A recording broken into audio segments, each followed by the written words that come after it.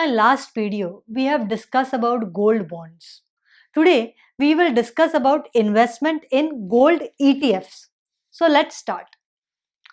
Let us first understand the concept of exchange traded fund ETFs. ETF is a fund just like a mutual fund. ETF and mutual fund both work on the same concept of pool fund investment. But here there is a slight difference. ETFs are passively managed. They try to give you the same return as the underlying security or commodity. Whereas in case of mutual funds, they are actively managed. Now let's take example of Nifty ETF. Nifty ETF will try to replicate and follow the Nifty 50. It will only invest in those companies which are a part of the Nifty 50 index. Now, coming back to today's topic of gold ETF.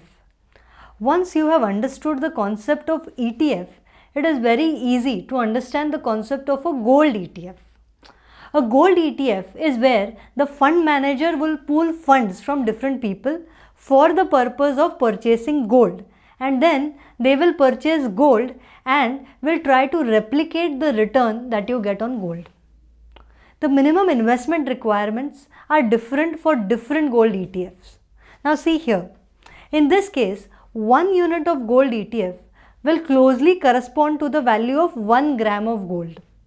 And here, 1 unit will closely correspond to the value of 1/100th of a gram. So here, you can invest in as less as 40 rupees. Now, coming back, in case of sovereign gold bonds, only government can issue them.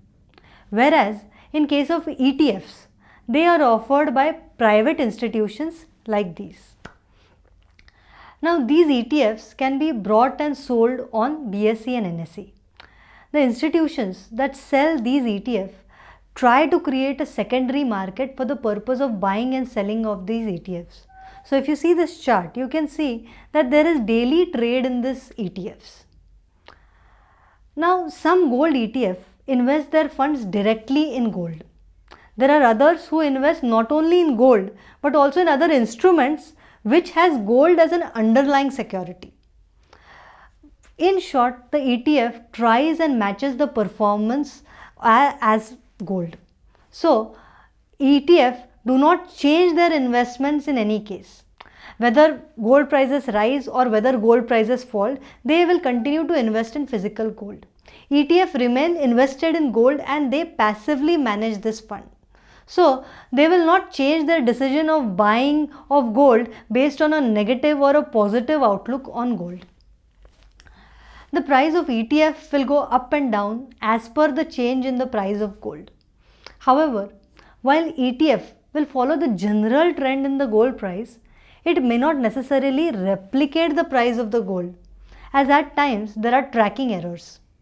Thus, return on an ETF may be slightly different from the return on gold. However, the overall return will be the same. The gold ETFs can be purchased in the demat form and units can be purchased and they can be credited to your depository account. Now, there are 5 major advantages of investing in gold ETFs over purchasing of a physical gold.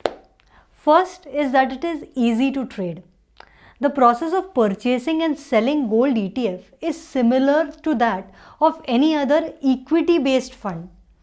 So, you should have a demat account and money in your account and you can start investing in gold ETF. Unlike gold bonds, the ETFs are much easier to liquidate. There is no lock-in period. Moreover, the gold prices are publicly available. So that makes the process of investment very transparent and you can track the events on a day-to-day basis. The second benefit that you have is that there is no entry or exit load on gold ETF. Now, mutual fund companies, they collect amounts from investors when they join the funds. And they also have to pay when they leave a scheme. This fee is generally referred to as a load, entry load and exit load. If you are buying a gold ETF, you don't have to worry about paying this amount. There is no additional amount that you have to pay. So basically, you are required to pay only 0.5% to 1% brokerage on these transactions. Third is the tax benefits. Now, here gold bonds have an advantage and an upper hand. Gold bonds, if you retain them till maturity, you do not have to pay capital gains tax and GST. We have seen that in our previous video.